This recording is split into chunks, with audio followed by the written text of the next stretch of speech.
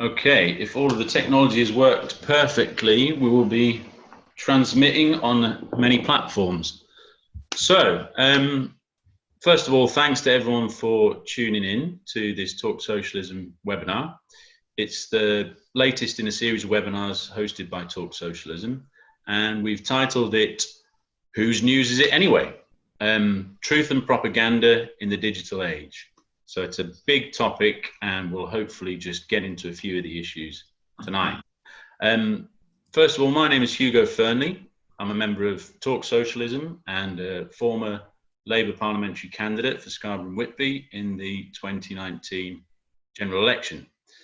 I suppose the media landscape can be a strange and bewildering place at times. So it's really exciting to have some fantastic guests with us tonight. And we've got on the panel, we've got North Tyne Mayor Jamie Driscoll, and also one of the founders of Talk Socialism. And we've got some brilliant people from the world of news media, broadcast media, in terms of Ash Sarkar and Paul Mason. So to thank you to all the panelists for coming.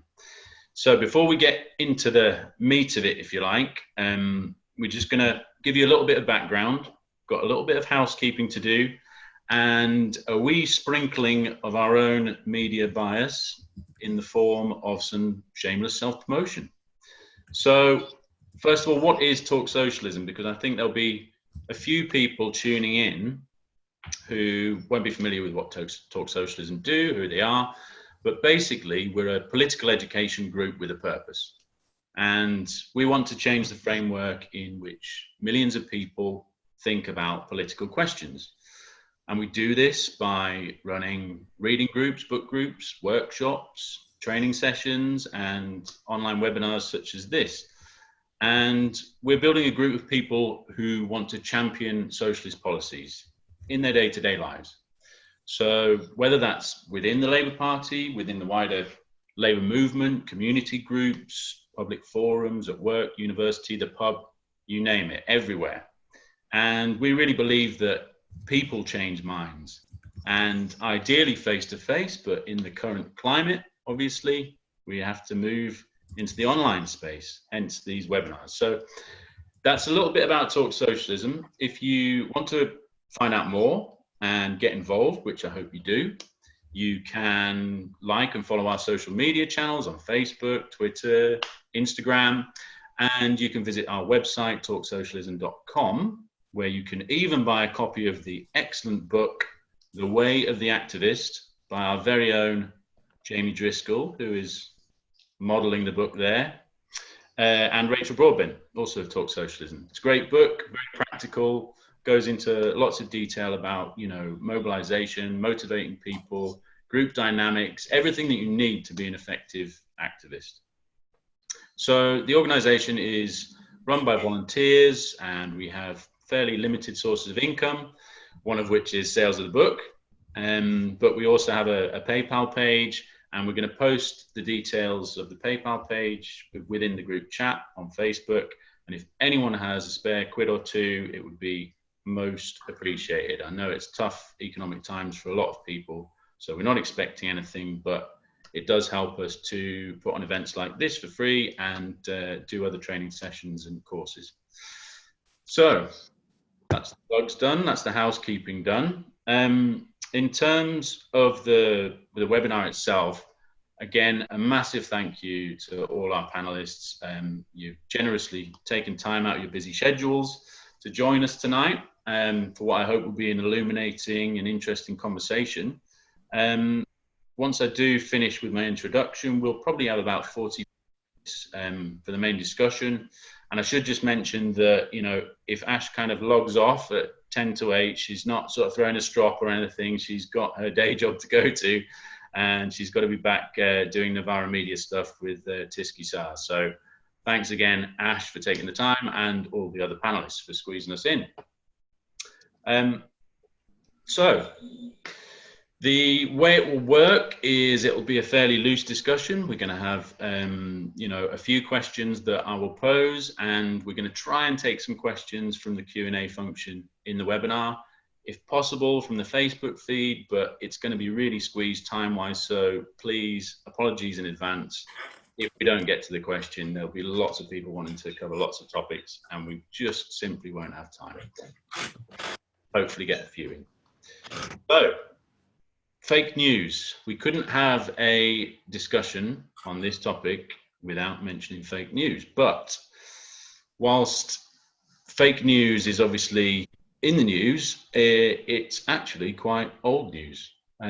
For as long as human beings have been telling stories and gossiping and imagining other futures and other worlds, we've had fake news. And in more recent times, quite interesting and high profile examples of it, which have had real world impacts. And I just want to share a few of those because I did some research and there's some really fascinating examples of this. So, for example, on the 21st of August, 1835, the New York Sun published a series of articles about the discovery of life on the moon. And these articles were falsely attributed to the well-known astronomer at the time, a guy called Sir John Herschel. Now, the way it was reported, the article said that Herschel had made these discoveries using, and this must have been made up, hydro-oxygen magnifiers, so, you know, getting the scientific detail in there, and went on to describe in fairly believable scientific detail how this discovery was made, and also to go on to list all the bizarre life forms supposedly living on the moon, including, if you can believe it, a horned bear and a beaver-like creature that walked on 2 feet and carried its young in its arms like a human. So this was published in a newspaper. And the interesting thing is that the motivation was very familiar, in that the after accomplishing their goal, which was as a newspaper of adding many new subscribers, they then a few weeks later quietly announced in a back page that the story had been nothing more than a hoax. So this was a very early example of, you know, a financial kind of motivation to get a sensational story out there, to build up the readership, draw people in, and make money off it effectively. Another example that really caught my eye was in 1803, because this had a serious economic impact on Britain. And at the time, Britain was on the verge of war with France. And this letter appeared, claiming to be from Lord Hawkesbury, who was the Secretary of State for Foreign Affairs at the time. And this letter was delivered to the Lord Mayor of London at Mansion House, claiming that this ongoing dispute with France was settled. We won't go into war. It was all fine. And the mayor was delighted, immediately took the letter to the London Stock Exchange to share the fantastic news. And lo and behold, this caused stocks to jump by 5% almost immediately. And I'm sure must have netted a small fortune for those shareholders who stood to benefit most from this news.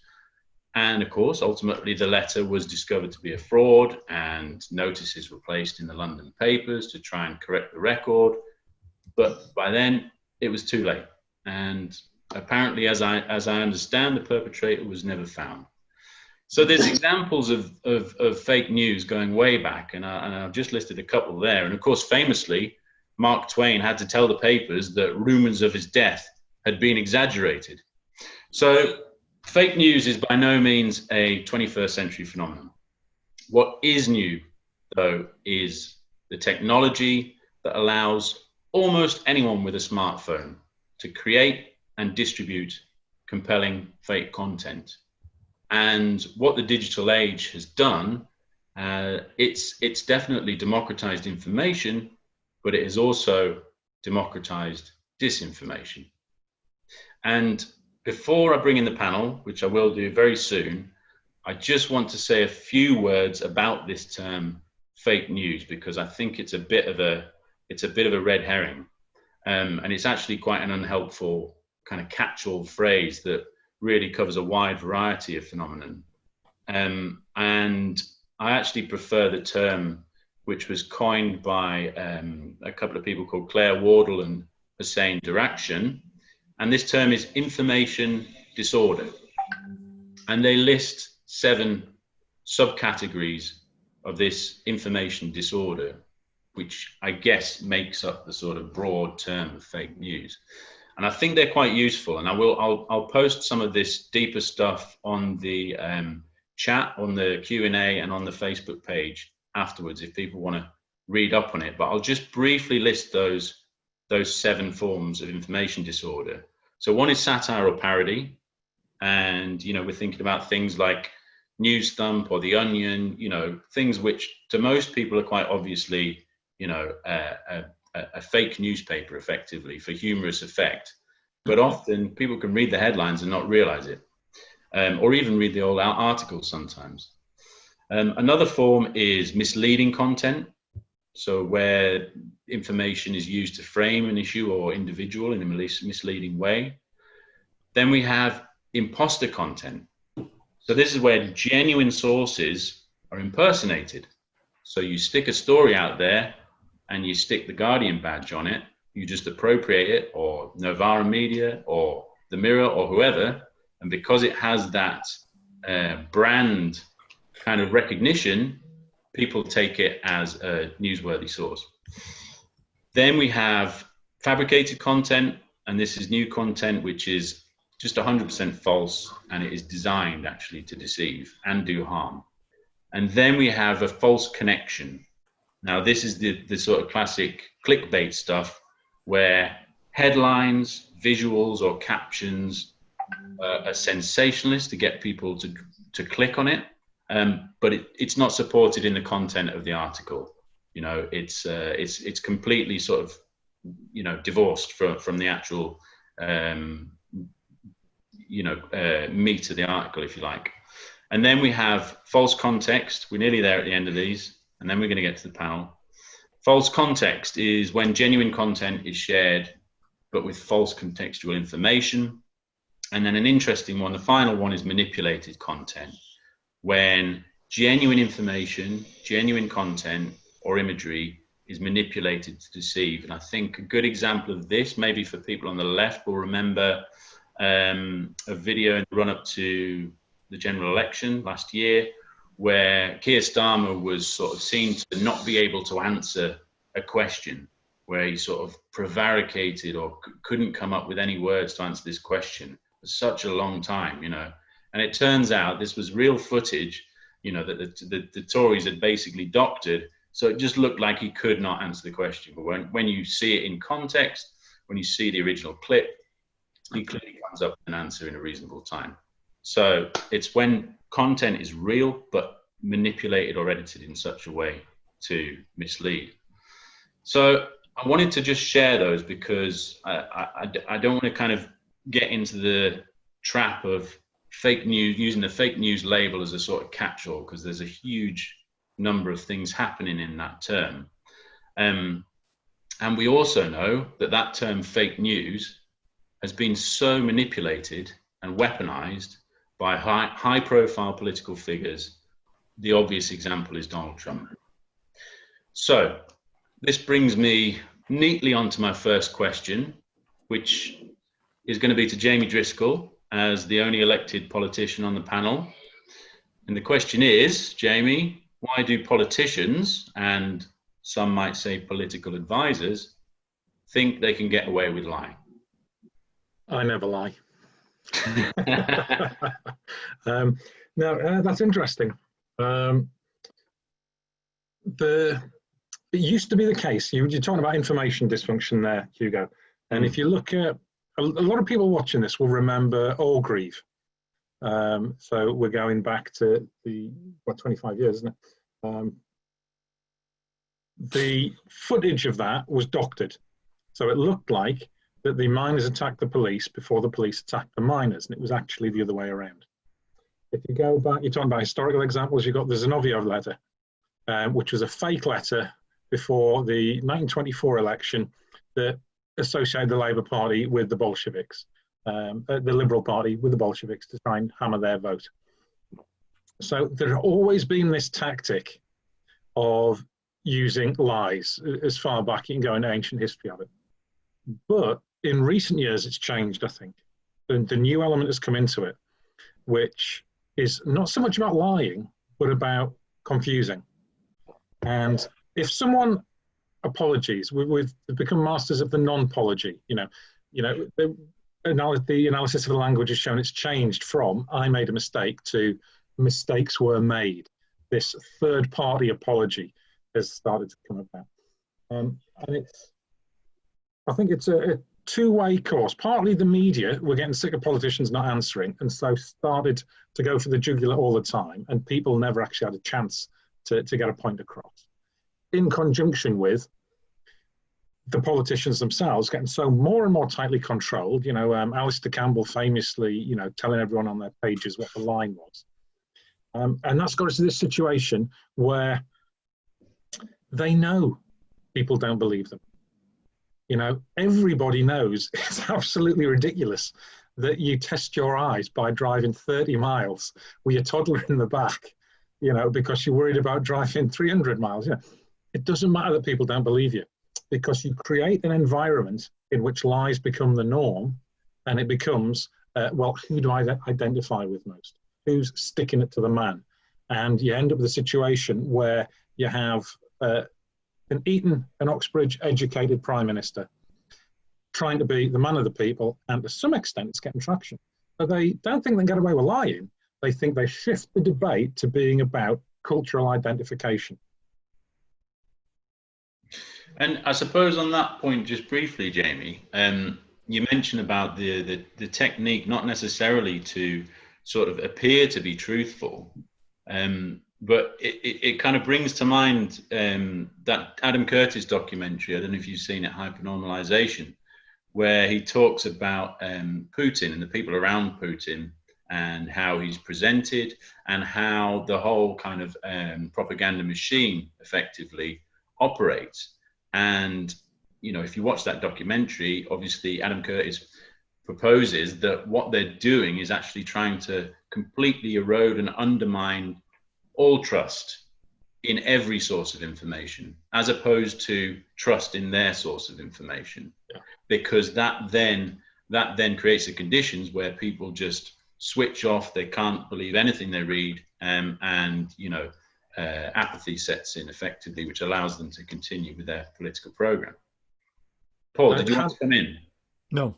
No, I saw a hand gesture. I didn't know if it was a signal. Well, Hannah Arendt, the philosopher, escaped from Nazi Germany, was looking at Adolf Eichmann in the dock in Jerusalem, the trial concluded, and she said, the ideal subject for totalitarian rule is not the convinced Nazi or the convinced communist, but people for whom the distinction between fact and fiction no longer exist. You muddy the water to the point where nobody knows anything. We've always seen the idea of, the good day for burying bad news. Well, if every day is a good day for burying bad news, who's actually holding the government to account on the figures?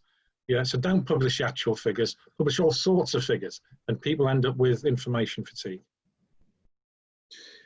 And I suppose it brings us round to the whole idea of telling the truth in public office, the whole idea of any sort of integrity in a way in public life and public office. Even within the space of my lifetime of watching politics, there used to be a seemingly a sort of unwritten code that, if you do something terrible in public office and you get found out, then you do the honourable thing and you resign. And, that's it. You resign from that post or that position of cabinet or whatever it is, because you don't want to bring disrepute on the party, to your leader or whatever it is. That seems to have gone out of the window. That whole kind of set of conventions seems to have gone out of the window. And do you think that we're now in a new landscape with honor and if you like to call it that in politics, where there isn't any anymore? And part of that is the thing of, I'm going to cling on for as long as I can, with whatever sort of agenda I'm spinning, and just hope it goes away. Some of this, I think, and it'd be interesting to hear what Ash and Paul here about this, who aren't elected politicians, who see from a slightly different perspective. I know our politics are all sort of broadly the same.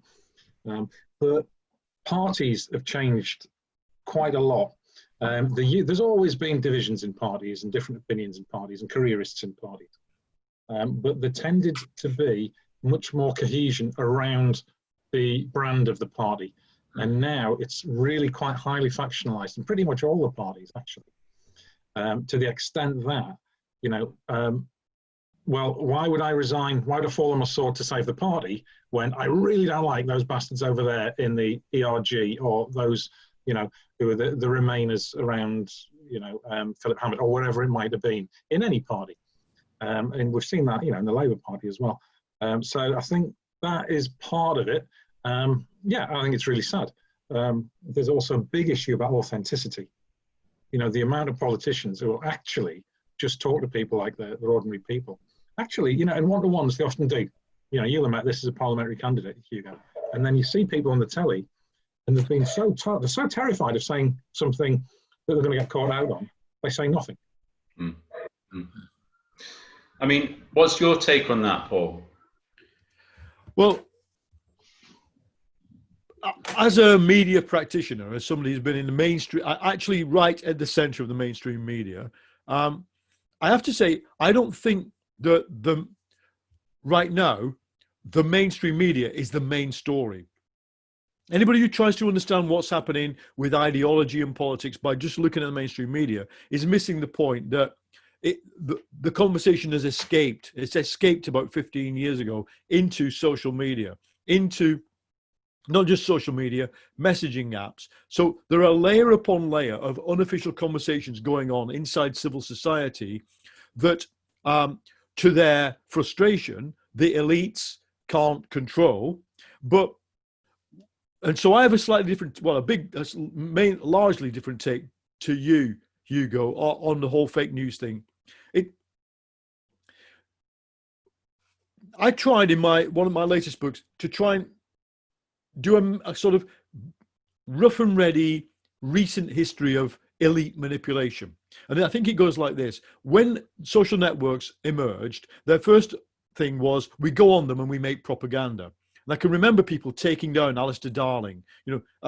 What you've said is untrue. And then a million people say, Alistair, what you've just said is untrue. Here's the evidence. And the propagandists get blown up. The next thing is, so they go, okay, we're going to shut this down. Recep Tayyip Erdogan in 2013, going to shut the internet down. Mubarak in 2011, shut it down. You can't shut it down. It doesn't work. Leave aside what China's doing, which is a special case, which is we dominate it and control it. In most free-ish societies, the next thing is, and we live with the legacy of this is still a good tactic for the right and for the elite, is we create a bubble in which our truth predominates. So, Israel, Palestine, or evangelical Christians versus Antifa in America. There are two, if you do a network analysis, and there are tools you can use to do this, they never cross. There's almost nobody who's in the same bubble. Now, that's highly useful for if you've got, say, 40% of the population who want to vote for Donald Trump or for Boris Johnson, for corralling them into a truth world that is bullshit. But it's not actually any good that Antonio Gramsci, the Italian Marxist, often criticized for treating the bourgeoisie in the same way as he treated the proletariat, was right on this. Both us and them need to, here's the word, hegemonize the other side. We need to project our common sense and our truth across the bubble. So it's no good for Trump and Boris to just have a bubble. And in my experience, this is what happened right after the Turkish uprisings of 2013, but during the Ukrainian one, and definitely during Gaza, and then definitely during the Greek crisis, the right finally came up with a tactic that worked. And it stuck to this tactic relentlessly, and it's refined it. And that is, it's information theory 101. The best way to break an information network is to fill it with noise. So they filled the information networks that we'd created with stuff that you couldn't, it's obviously, there's huge amounts of untruth, fake news, whatever, disinformation, misinformation, but nobody's got the bandwidth to work it out. And not only as receivers, as a journalist, I used to, if I saw another journalist tweet a picture of somebody being bombed in Gaza and it looked shit, I would retweet it. But the first time I realized that these other journalists were just like being played, and the picture was from 2001 and it was from, Sudan type thing, I just took a mental note: don't retweet. Don't retweet in anger almost anything. So my bandwidth is shut down. Now, I think that what this then means for the mainstream media, we told ourselves quite early on, 2007, 2008, we're no longer the gatekeepers of truth for the public, but we can be umpires. We can be arbiters. We can say, look, what they said is bullshit. Here's our version of what happened, and here's the evidence. But that kind of presupposed that we had the status. We don't. We just don't have a high enough status. And incidentally, that's why in almost every crisis, including coronavirus, people always say journalists are shit. That's the number one reaction of people to journalism. And can I jump in there, Paul, because you've touched on a point there that I wanted to ask you about, which is, effectively we've seen various issues rise to the fore through the COVID-19 crisis. Some have made it into the news agenda, some haven't in the same way. We've had the conversation a lot about the shortages in PPE, and there was obviously the Panorama documentary, which highlighted some of the issues there. We've had a conversation, or, just started to have a conversation about, was Boris Johnson slow to react? Why wasn't he at the Cobra meetings? What were those early days, those crucial early days? What was he doing in those crucial early days? So there's certain issues that have come to the fore, but there's obviously, always a hierarchy in the news. But do you think in general, the media has done a good job with the COVID-19 crisis? It hasn't done a catastrophically bad job. This is talking about the mainstream media. And I think there's a class reason why. The elite, the British bourgeoisie, doesn't know what it wants. It's split between a libertarian faction that didn't want the lockdown, and it wanted to prioritize the economy and let elderly people die, and an authoritarian faction, which actually, remember, we use the word authoritarian in a non-judgmental way. Sociologists talk about authoritarian conservative voters, including people on the left, including people in both of the political constituencies that you have tried to represent. They like the lockdown. They love the lockdown, actually. The Queen's on the telly. Hierarchy is to be respected. The police are to be respected. Young people can't go cycling around on, bikes and causing trouble. They love it. Now, the right never got its act together about what it wanted in this lockdown. And that, I think, has been reflected in the incoherence and of, as it were, right-wing journalism is journalism in Britain, I'm afraid. The BBC's agenda is set by the Daily Mail, the Telegraph, and the Times, and it's the BBC is staffed full of liberal centrist people, very very few left people, as my own case exemplifies. Right-wing journalism itself never got its act together, and therefore they still have to do their job. And one of the obsessions of journalists is actually malfeasance and incompetence. So much as they've gone after Rosie Duffield, a lot of centrist right-wing journalists, except the Telegraph, went after Cummings because they realized that it's not that they think this guy's betrayed the people of Britain. These are people who are married to, grew up in military families, civil service families, big banking families. This is the British elite. And they think, to use a bloody hell, why did we go to university to learn to technocratically run society when some joker has just blown it all up? So I think that's the way the British press has done it. But I think we're only in we're really only in week one, phase one of a big crisis. And I think it's what the British media do as everything unravels that will be, I think, the more decisive thing. That's really interesting. Some interesting points there, Paul. I mean, obviously, a lot of the news agenda is about crisis. That's just a fundamental issue of the news. It's about crisis, it's about drama, it's about the terrible things that happen in society.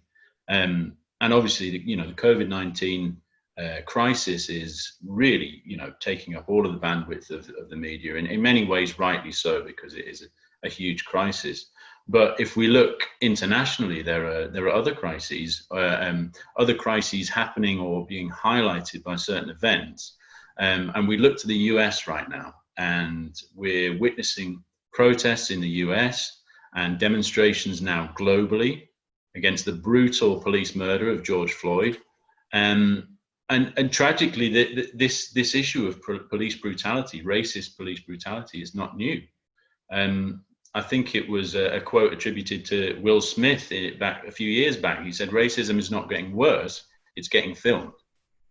And we think about this issue now in terms of the media. So from the Rodney King video to modern day, the horrific smartphone footage that we see of racist police brutality, the reality of structural racism in that country is being exposed.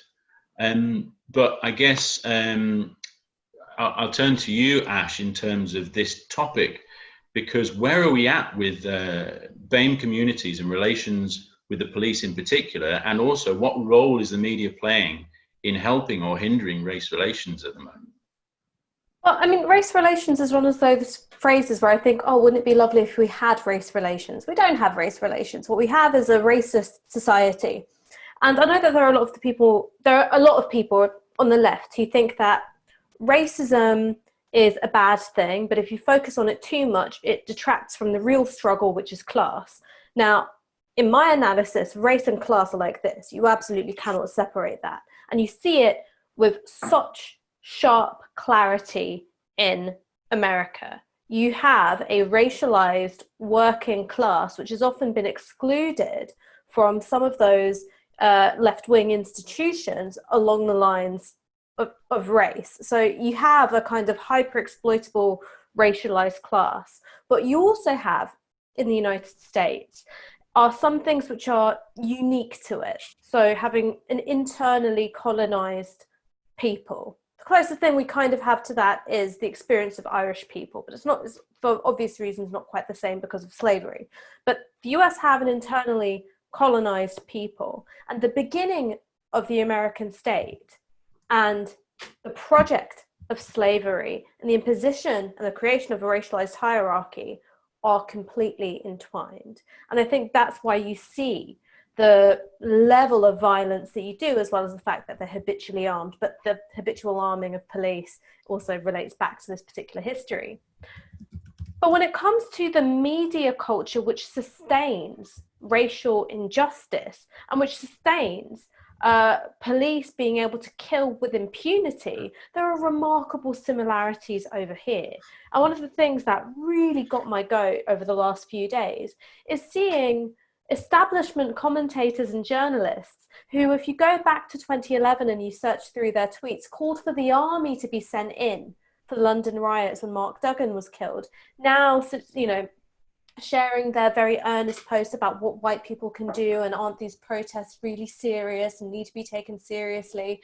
And the problem when we talk about America, particularly in the media, is that America becomes like your really shitty cousin, where you enjoy their failings because it stops you from having to look at your own. And so there's a complete lack of curiosity or interest among sections of our media about how they have sustained similar processes here in the United Kingdom, where certainly use of lethal force by police is less common, but in some ways the criminal justice system is less equipped to deal with it. We haven't had a single conviction of a police officer for serious injury or for a death in police custody since 1969, right? A hugely long time. And so you might say, well, maybe we just happen to have the best police force in the world. Maybe we happen to have the best police force in the world, and there have been no miscarriages of justice. There's been no, improper use of lethal force. Or maybe you have to think about the way in which the British state and the media work in tandem to sustain and protect such practices. And the example which I always give, this pisses off a lot of people, is what happened to Mark Duggan. And people don't like it when you talk about Mark Duggan. They hate it when you talk about Mark Duggan, because the immediate comeback is, oh, well, he was a hardened gangster. He was a criminal. And the subtext there is he deserved to be shot. Now, the legal system in this country, you don't deserve to die based on who you are as a person. Use of lethal force is appropriate or not based on what threat you present at the time. Yeah. But the police have an open channel to the British establishment media at all times. And so from the moment Mark Duggan hit the ground, there was a press operation in effect. So you hear those lurid stories about there being a shootout between Duggan and the police. And the detail I always remember is the bullet lodged in the police radio. Turned out there was no shootout. The bullet lodged in the radio actually came from a police firearm. You had the selection of images used for Mark Duggan, which present him in a certain way, glowering, intimidating, threatening. And what they'd done was they cropped out the gravestone that he'd been holding for the death of one of his children.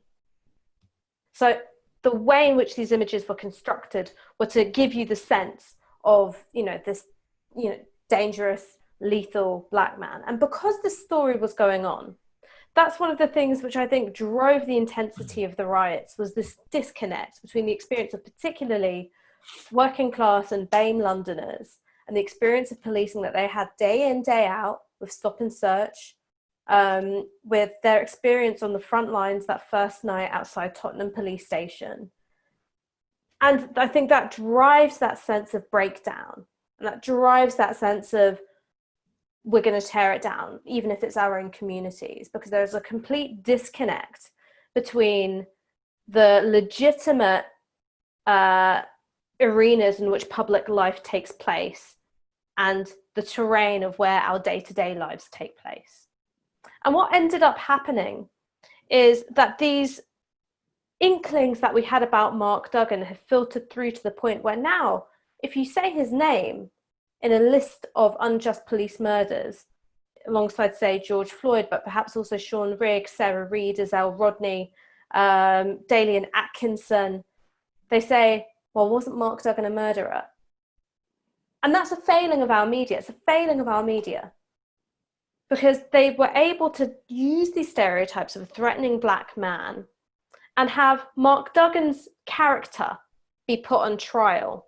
And it was a trial by media, and it was a trial of public perception as a way to shield the police from a trial by law. And these exact same processes happen in the United States. They particularly happened with Mike Brown in Ferguson. They happened to a slightly lesser extent, but still a powerful one, with Eric Garner.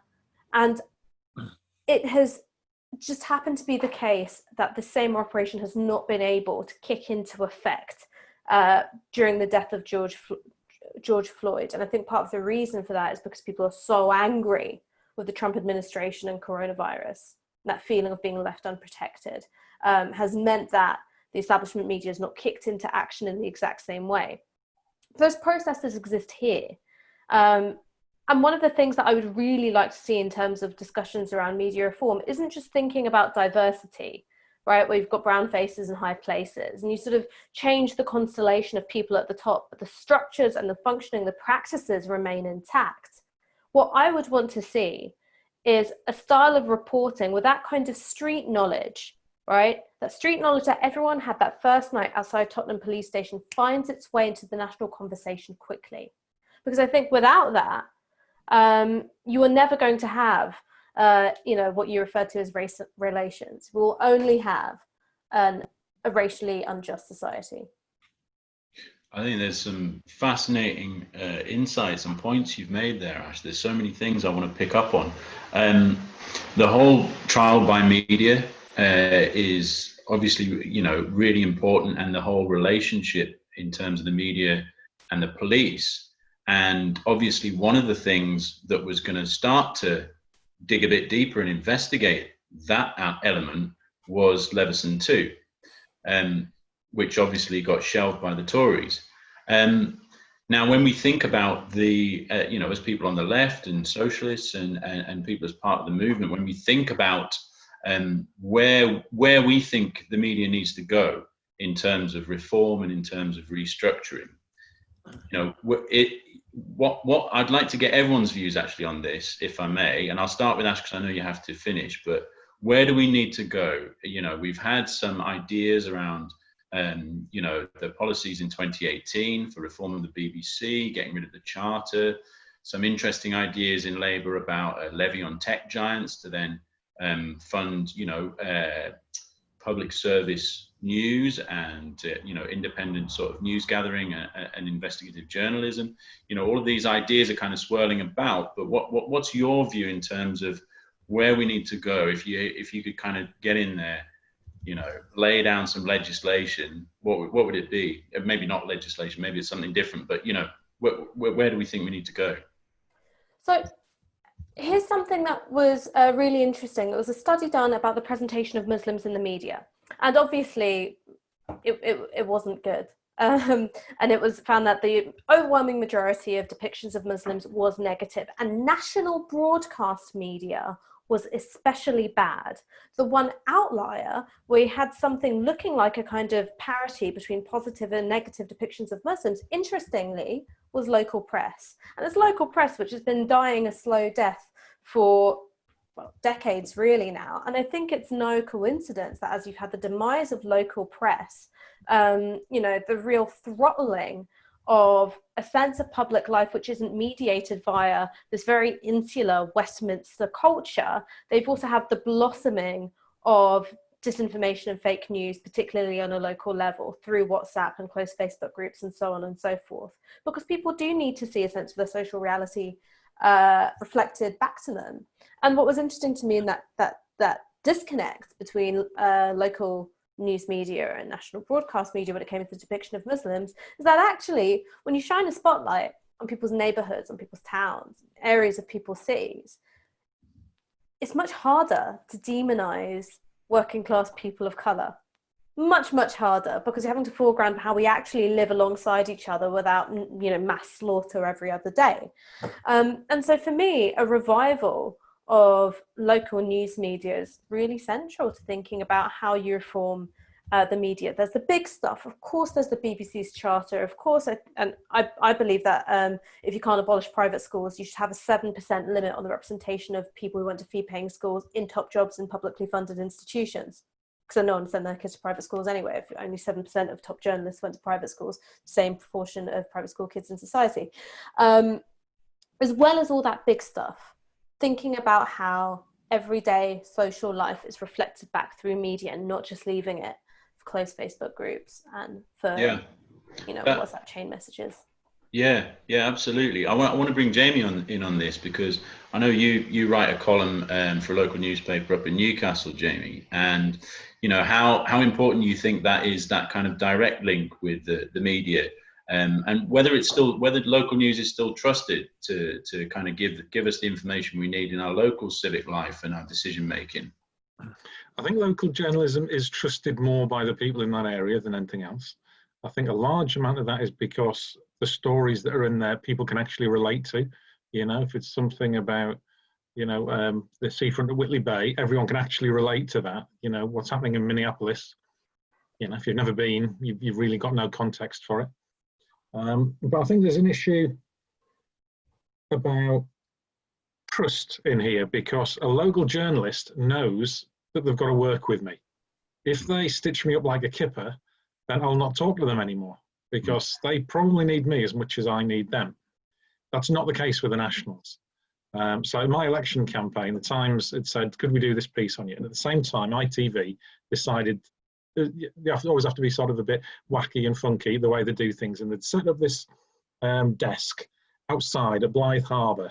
So it was, you know, very panoramic looking. And then they're asking me and the other candidates these sort of like the apprentice kind of style questions. And we did that. And the Times journalists were waiting there to see all this entire thing.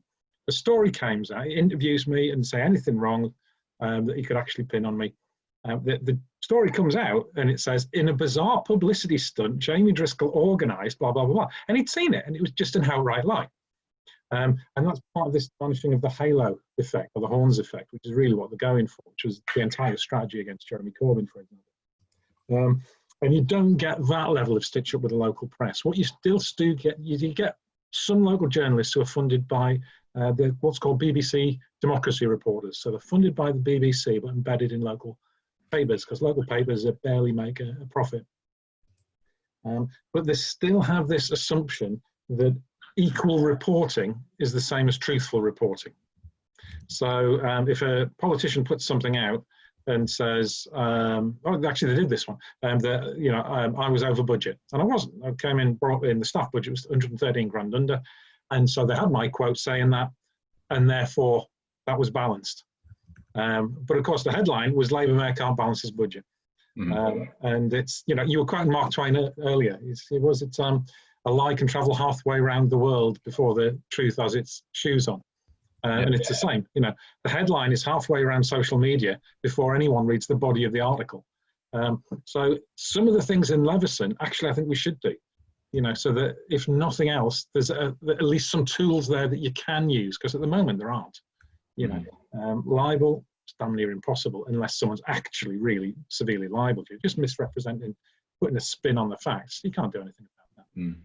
I mean, I think that the local journalism thing is really interesting, and I'm familiar with those BBC funded reports, because same in the area where I come from, and obviously during the election campaign they were the only people who are really kind of actually doing any journalism. A lot of this stuff is just regurgitation, or taking press releases and effectively printing them verbatim, more or less. So, and they just don't have the funds to do anything else. But I mean, Paul, if we turn to you in terms of any thoughts on the local angle, but also in terms of where the media needs to be from a left perspective, if you like, and what are the bigger things, smaller things, and trends and changes that we should be looking to push and support within the movement? Okay, because I do think that networks equal power for us, for the masses, for the working class. We've been handed this amazing opportunity, the death of hierarchy, the death of gatekeeping, information gatekeepers. I tend to look at answers in, we need our own media. People, I am on numerous Facebook groups that, I've given up trying to infiltrate right-wing Facebook groups. I don't do a lot of it anymore. But even the Facebook groups I'm on that are from people where I come from in my hometown, extended family stuff is my dog, are full of politics. That's what they are. And the WhatsApp groups that sit below them are full of bullshit, all sorts of stuff. Now, if you look at Novara, which is an excellent example, Novara, there's others, but not many, unfortunately. We need something bigger. What frustrates me is a lot of the labour movement's money has gone into effectively propaganda websites. I won't bother naming them, but there's a lot of money being spent by various left trade unions on funding websites that just go, Yahoo sucks to you, but they're not really reporting. Novara reports a bit, but its resources are meager, and anyway, in a lockdown, it's very difficult. I think we need something like Democracy Now! It's just a £1 million a year budget in America. We'll just say goodbye to Ash. Bye, sorry. Thank you so much for coming and joining us on Talk Socialism. It was a real after pleasure. hearing Paul say that we didn't do enough reporting, I'm like, fine, gonna go sniff out a story. But reporting is having a newsroom. Thanks, Ash. Yeah. Fine. Cheers, Ash. So reporting is having a newsroom. Reporting is having people who meet daily, 10, 15, 20 people, and say what's happening. And their job is not to think, what does the left think about things? They want to be giving an authoritative account of reality to a lot of people. I would say that was my number one thing. We need the Labour Party should have a newspaper. Syriza in Greece, it's a small party, about 60,000 members, whatever. It had a daily newspaper dating back to the communist era, but it's a bloody good newspaper. Avgi, it's called. It's got, it does reporting. They were able to quite quickly get a decent TV channel. Now, that we're very, very unambitious on the British left in that respect, because I think what we go back to, yes, the Orgreave stuff was doctored. Yes, Death on the Rock. You remember that Thatcher shut down. They tried to shut down ITV over reporting. The SAS killed a lot of unarmed people in Gibraltar. we've spent years, I spent years trying to do this thing about calling to account those in power. And the equivalent of it was like being in the labor movement and trying to have a lever to make the labor movement move an inch. That's what I spent a lot of my life doing. Please, labor movement, move an inch.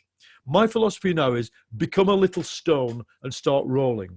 You'll make the avalanche happen better by just starting yourself than if you're constantly trying to make another force that doesn't want to move. I think we could, as regards, you can do media reform. They'll get around it. Leveson too. I'm all in favour of it. But in the end, it's only the one concrete thing I would do is, and this was talked about by the Tories a long time, about a decade ago, with regard to the BBC. Once you've enshrined the licence fee as a source of money for independent public service journalism, which I think we should, it is not a given that it all has to go to the BBC. So it's called top slicing. You top slice the BBC licence fee, you guarantee its existence, but then you say, instead of BBC funding whatever it is, the Western Mail or the Yorkshire Post or whatever, the money goes direct to them. But that money goes for public service journalism, which is impartial and balanced. And I think then the left, the movement, would apply for some of that. And you'd have to be able to guarantee you could do it in a public service balanced way. It's not hard. That's where I think we could go with the mainstream. But all my focus is on building networks of information among a very diverse, as we all know, we've got a very diverse oppositional class and movement. We've got big cultural differences inside the working class, and we need more than one hammer to crack this nut. There needs to be a kind of Whitby equivalent of Novara, and whatever that might be. It's quite hard to think about it, because it means allowing what people want to talk about into the public discourse, and then allowing them to express that in a progressive way. You can't allow reactionary bullshit. There's enough of that on LBC and the rest of it. But allowing what people want to talk to you about into the public space. I've seen that done very well in Greece by Syriza and its media proxies. And I think we could learn from that. And it is the funding of it. I think you're absolutely right, Paul. One of the problems with the media overall is it's just not profitable anymore. It's very, very difficult for local papers to make any money. The print versions really don't make any money. They're trying to get it on adverts, but that means advertising on Facebook and Google to get their hits.